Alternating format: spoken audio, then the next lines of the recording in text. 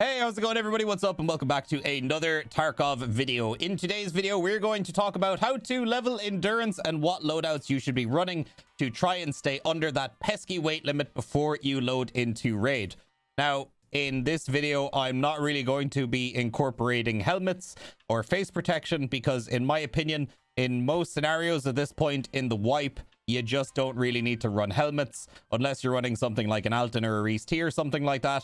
But if you're running one of those helmets, you're probably not worried about leveling your endurance. So it is actually better off that you just don't bother wearing helmets or any face protection while you were trying to do your endurance leveling. However, this is actually a really nice way of accumulating gear and upgrading gear, and it can actually be really profitable if you don't get unlucky and get one tapped in the head.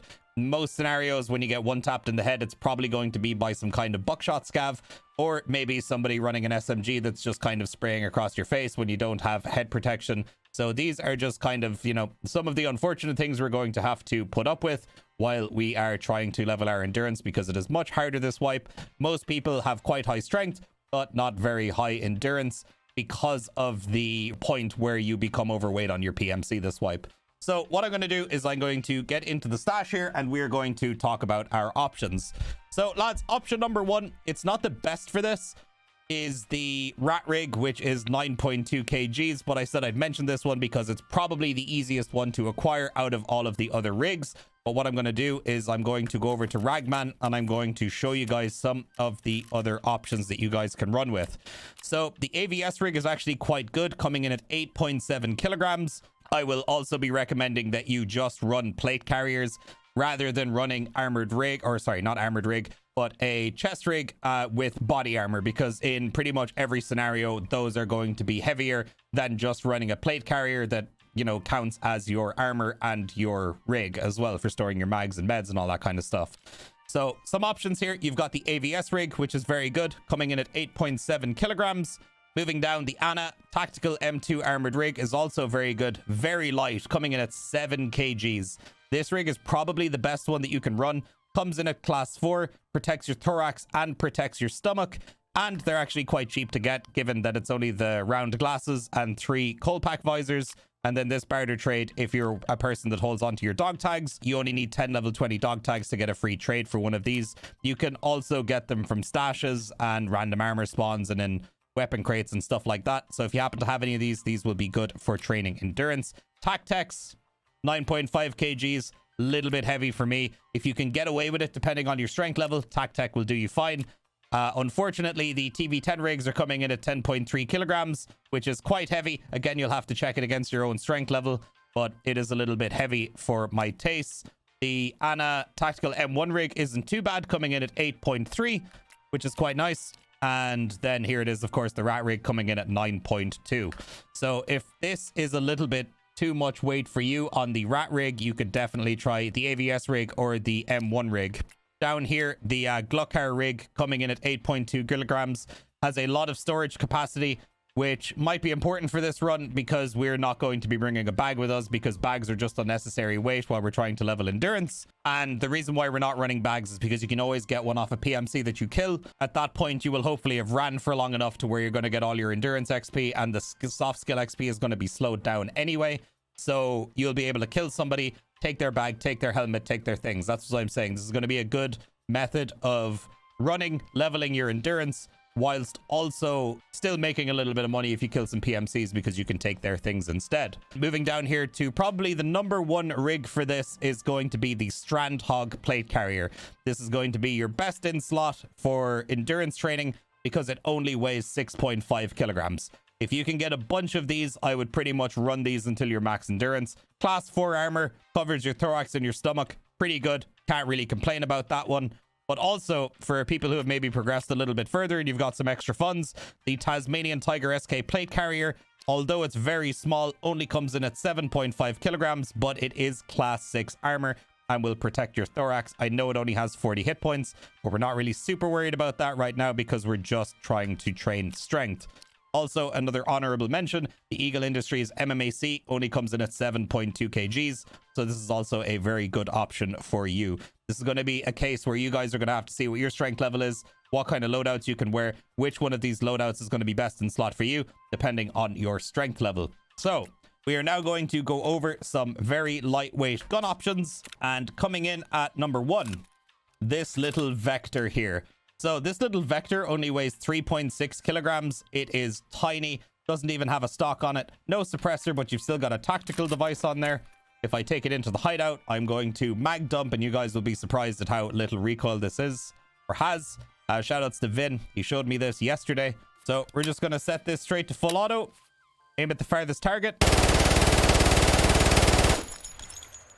And for a gun this small and this lightweight with that kind of rate of fire with 33 round magazines, this gun is probably best in slot for leveling your endurance. This gun is an absolute machine. Very, very simple. Put whatever grip, whatever optic on it.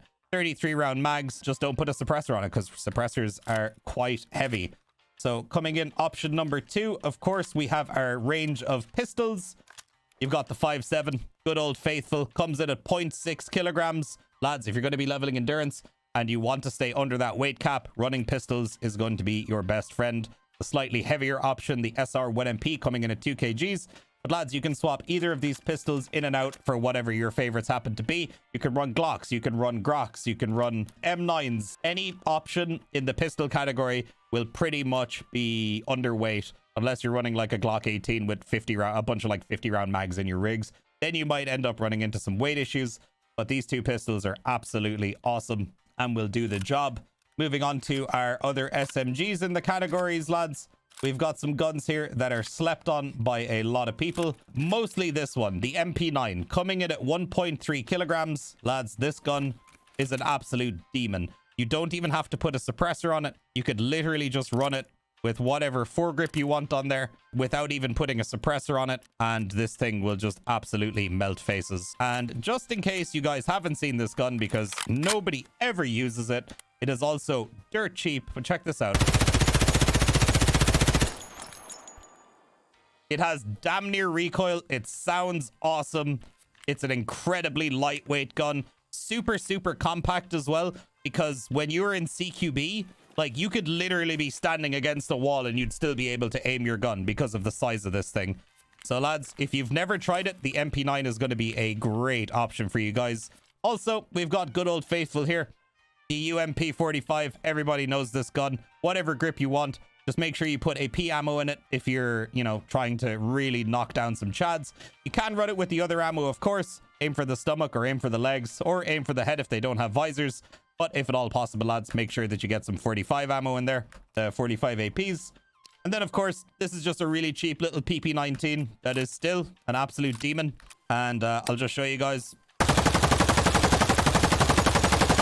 Farthest target, got a bit of kick at the start, but it absolutely rinses people, and you should have no problems dropping people with this gun. Even better if you have AP rounds for it, but if you don't, then do not fret.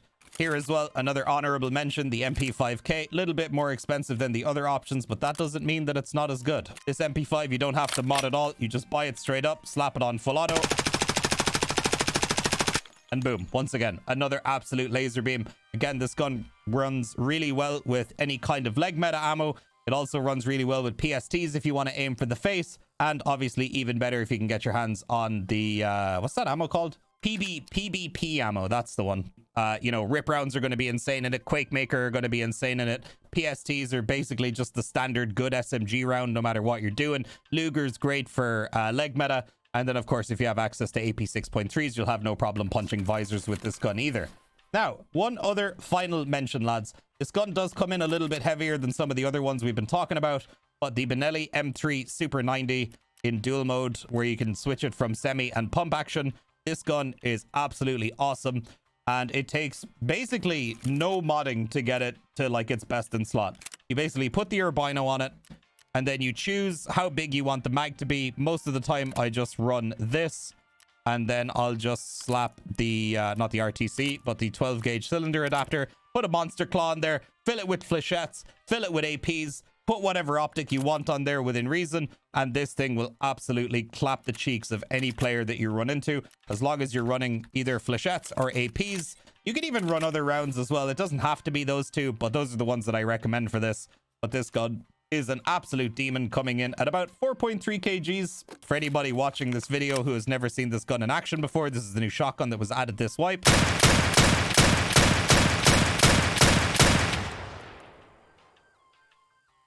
I think actions speak louder than words, and this gun definitely speaks very, very, very loudly. So I know it comes in on the heavier side of things, but lads, if you're not running a bag, you're not running helmets and face shields and shit like that, you can get away with the extra weight that this gun is going to cost you. Just for an example's sake, the MP5 is about 1.2 kilograms lighter. This, you know, is about 1.7 kg lighter. This is probably going to be the most lightweight gun until you start running to pistols, the MP9, which, by the way, you can buy off the flea market, just to show you guys, for 20k. Please, if you've never tried this gun before and you're trying to level endurance, for the love of God, lads, give the MP9 a try.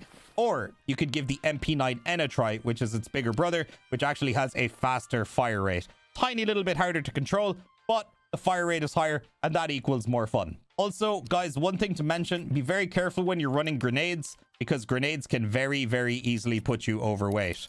So if you take 4 grenades, they're 0.6 kilograms each. That's another 2.4 kilograms you're adding to your PMC. I know a lot of people, when they get their loadout together, they'll just equip a couple of grenades and then not think to look at their weight before that. Also, running SJ6s as well is also a great way of training your endurance. You'll be able to run for longer, therefore get more soft skill XP when you're doing that first sprint through whatever map you're doing. So lads, hopefully you guys have found one of these guns at least useful, and hopefully you found some of my advice useful as here. Basically, the trick is no helmet, no backpack, lightweight gun, and you'll be good to go. Because when you move up to like assault rifles and you're running things that, you know, take like 7.62 ammo and stuff like that, that ammo costs or weighs a ton. And also, if you are an Ash 12 enjoyer, maybe you just shouldn't level endurance this wipe, because I'm pretty sure that just equipping an Ash 12 with a couple of mags, filling it all with PS12Bs, you're probably not going to ever find a loadout that's going to make you underweight until you hit max strength. So lads, there you have it. That is my quick and dirty guide to leveling endurance. Obviously, have the air filter if you want to level it faster, but it's definitely not a requirement. These are more so the loadouts that you can use to effectively level your endurance without hindering your PMC too much. So lads, hopefully you guys found that helpful. If you did, please make sure to leave a like, leave a comment on the video, hit the old subscribe button. I would very much appreciate it. And let me know what loadouts you guys like to run when you're running SMGs, or when you're running whatever, trying to level endurance. What loadouts have been working for you guys? So lads, thanks for watching. I'll catch you on the next video. Peace out, my dudes.